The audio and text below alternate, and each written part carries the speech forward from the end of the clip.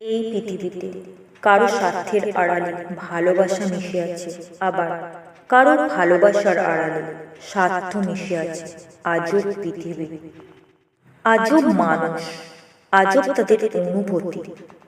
মানুষ সব জানতে চায় কিন্তু জানতে পারে না। আমরা অল্পই জানি কিন্তু ভাব করি অনেক জানি। প্রেমের বহিঃপ্রকাশ হলো চুমু খাওয়া। শুধু যে মানুষই চুমু খায় তা কিন্তু না, পশু পাখি, বিড়াল, শিম্পাঞ্জি সহ আরো অনেকেই চুমু খায়। এতে মন হালকা হয়। মানুষ কখনো পুরোপুরি চলে যায় না, কিছু না কিছু সে রেখে যায়। মানুষ অন্য মানুষের মন কিছুটা বুঝতে পারে, নিজের মন কিছুই বুঝতে পারে না। যে মেয়ে স্বামীর আদর বেশি পায় সে বাপের আদর কম পায়, আবার যে মেয়ে বাপের আদর বেশি পায় তার ভাগ্যে স্বামীর আদর নেই। আমরা সবাই অপেক্ষা করি, প্রকৃতি আমাদের তৈরি করেছে অপেক্ষা করার জন্য। বিষধর সাপের বিষ আর পুরুষ মানুষের তেজ দুটোই একই জিনিস।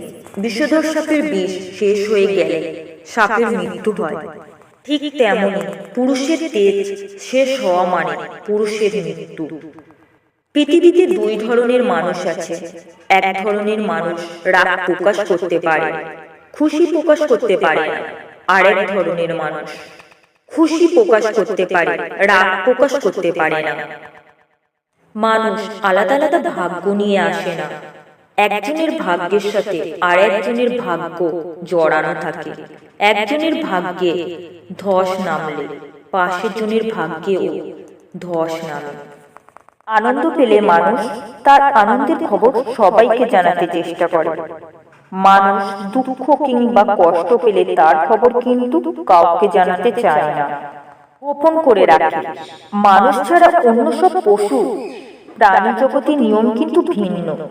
পশু বা পক্ষী জগতের নিয়ম হলো দুঃখ কষ্ট চিৎকার চেঁচামেচি করে সবাইকে জানানো, আনন্দের খবর গোপন রাখা।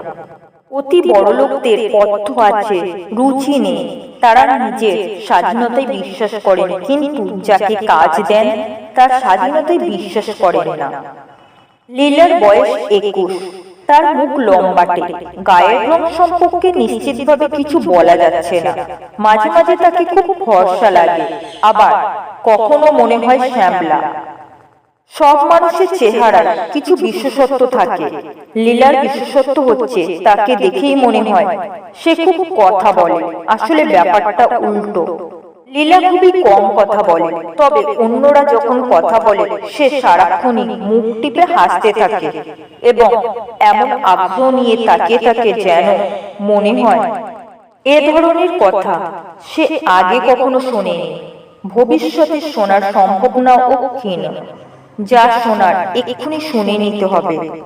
বিদ্যমান মানুষেরা কল্পনা করতে পারেন না, তারা বাস্তব নিয়ে এতটা ব্যস্ত থাকেন যে কল্পনা করার সময় পান না। কল্পনা না করতে করতে কল্পনা করার ক্ষমতা নষ্ট হয়ে যায়। যেসব মেয়ের নাক খাড়া এবং যাদের চিবুক ঘামে তাদের নিয়ে এই সমস্যা, তাদের কথা অগ্রাহ্য করা যায় না। শখের কাছে কখনো বাজেট সমস্যা হয় না, শখের বাজেট সব সময় থাকে।